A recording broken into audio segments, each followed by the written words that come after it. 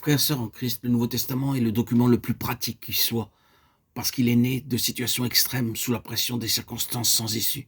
Le Seigneur donnait de la lumière pour chaque situation déterminée. La révélation de Christ dans les extrémités, pourrions-nous dire, voilà le moyen de garder Christ omniprésent dans nos vies, dans notre quotidien, dans notre présent. C'est le seul moyen qui le rende réellement vivant pour les siens, que le Seigneur nous éclaire. Dieu veut nous placer, vous et moi, dans des situations telles que seule une révélation de Christ pourra réellement nous aider et nous sauver, concrètement, pratiquement, de notre existence même. Remarquez bien que c'est dans des situations pratiques que les apôtres ont eu leur révélation pour l'Église. Ils ne sont pas réunis autour d'une table dans le but d'élaborer un plan doctrinal et pratiquer à l'intention des assemblées. Ils sont mis à l'œuvre.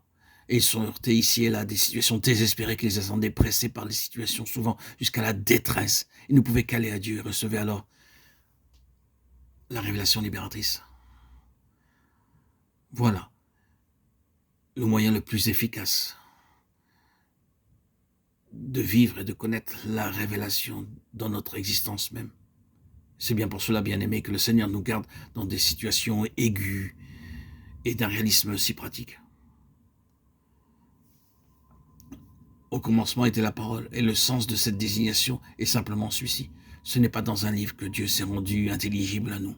Non, c'est dans une personne. Dieu ne nous a pas transmis un livre. Bien que nous ayons la Bible, Dieu a écrit une personne.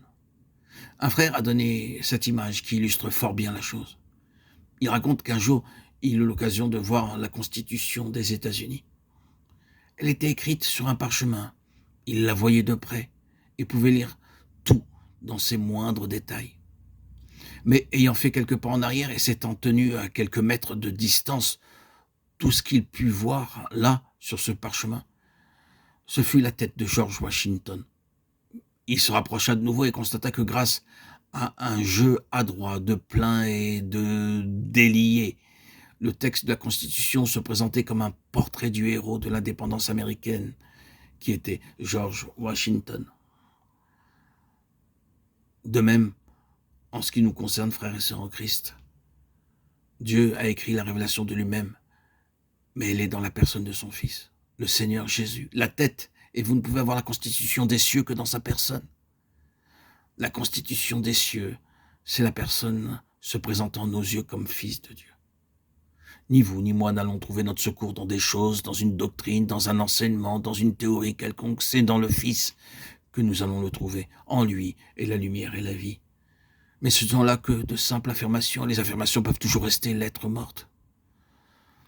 Chers amis, auditeurs, auditrices, j'ose espérer qu'il n'en sera pas ainsi pour vous, mais que vous allez prendre cette affaire à cœur et aller au Seigneur avec tout ce que vous avez lu, entendu, saisi, compris ou intégré dans votre esprit. Ne demandez pas la lumière comme une chose ayant sa valeur propre, non. Demandez à Dieu une connaissance plus complète du Seigneur Jésus. Et c'est ici, oui, frères et sœurs en Christ bien-aimés, c'est ici le chemin. Le voilà le chemin. Et c'est le seul chemin vivant par lequel nous puissions arriver à le connaître. Et souvenez-vous, mes chers amis, que Dieu garde toujours la révélation de lui-même en Christ afin de subvenir à des situations pratiques. C'est un principe qui est applicable dans les deux sens. Nous devons être dans la situation voulue, ensuite le Saint-Esprit, si nous sommes sous son gouvernement, nous conduira dans les circonstances qui rendront nécessaire pour nous une connaissance nouvelle du Seigneur Jésus. C'est là l'un des aspects. L'autre étant que si nous nous trouvons dans une situation très complexe, très difficile, nous sommes exactement là où il faut être pour demander à Dieu une plus grande révélation de Christ. Amen. Alléluia.